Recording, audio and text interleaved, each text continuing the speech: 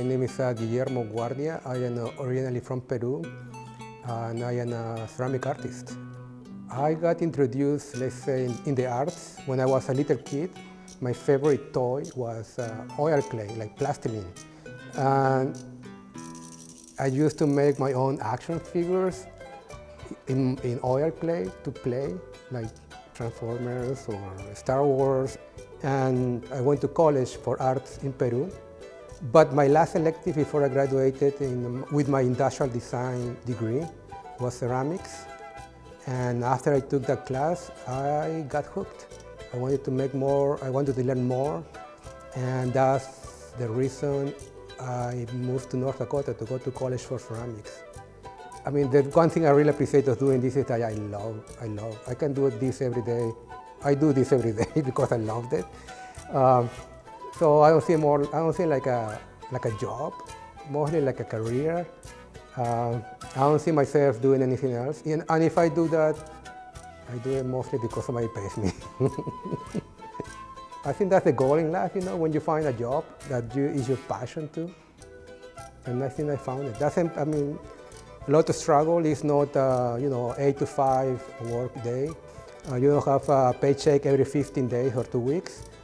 But so far, I have been able to pay my bills. So that's pretty good. This is what I do for a living. Everything I do is related to my artwork. I mean, I make sculptures, I make some pottery too. And sometimes people ask me to do some classes or do workshops, lectures, demonstrations, residencies. So that also is part of what I do as my job, you know, teaching. I think one of the strongest series I have started, I call them the Baby Devils.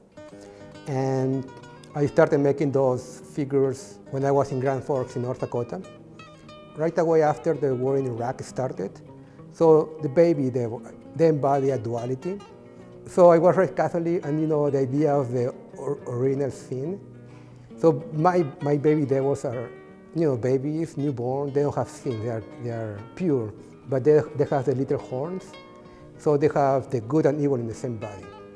And the first ones I made, because they were a response to the war in Iraq, they were holding guns, and they were painted like a military camouflage.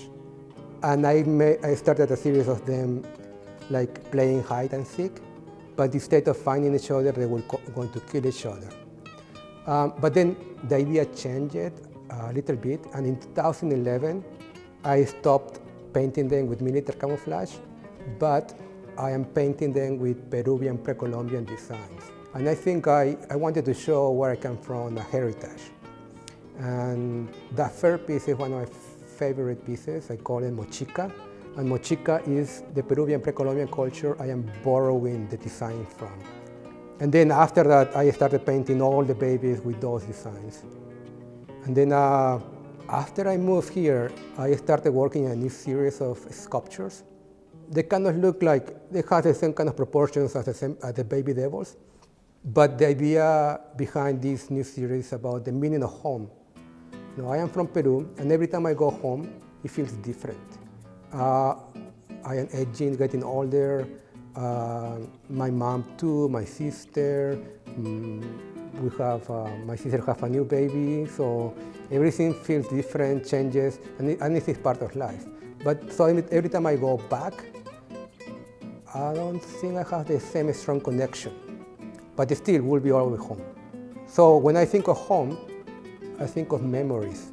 When I was growing up in Peru with my sister, when I was maybe 5 years old with my sister, my brother, my cousins, we all played together. We went to my grandma's and played, watched TV, we were going out, played soccer.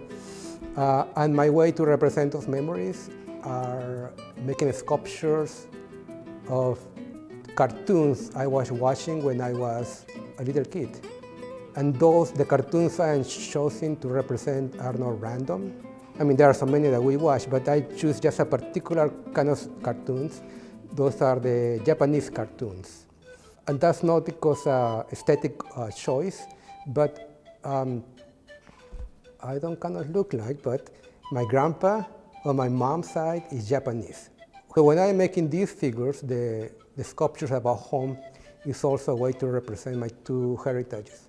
The Japanese, because it's based on those Japanese cartoons I watched growing up in Peru, I paint them with the Peruvian pre-Columbian designs.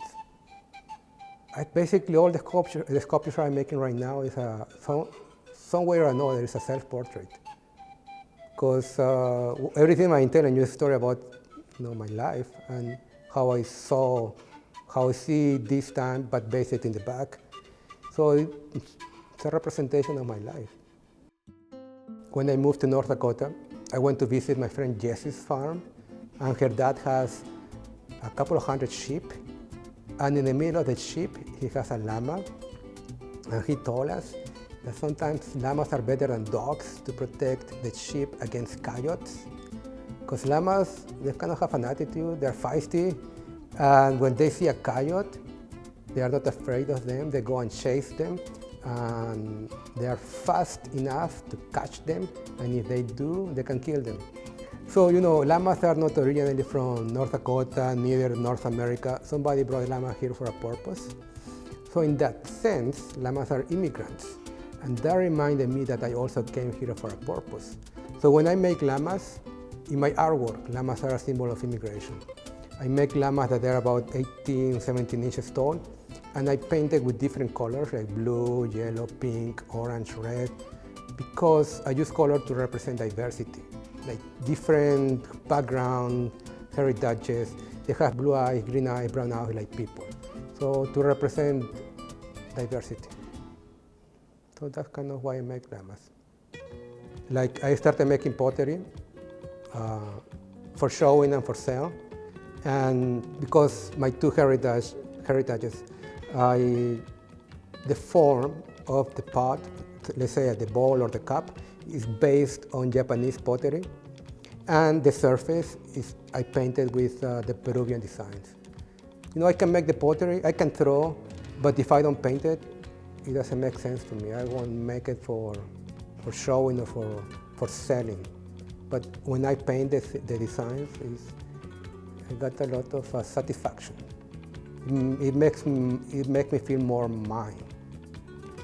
I want to establish myself here in the cities, get opportunity to show my work in the right places. I want to make connections. I don't want to worry too much about money. But that will be when I get established. I mean, also it's part of making art. You have to. The struggle is good too. If you don't struggle, your art can be a little weak. But I think struggle is also part of making good, strong artwork. But I want to get established here. I want people to recognize my work. I want to show my work. Wherever I go, I want people to see it. And I need to find the right places to show it. And then eventually nationally too, to the whole country. Well, I have my website. I have a few pieces at the Northern Clay Center. I have an online store on Etsy. Social media like Instagram and Facebook. Those are basically the places I show. And then in March, we have the National Conference for Ceramics will be hosted here in the Twin Cities. And I will have an exhibit here in at Schmidt. So I am working, I want to have like 10 new pieces. I'm working on a new body of work for that exhibit. So that will be also a good opportunity for people to see what I have done in the last year. All those 10 pieces have been done here in Minnesota.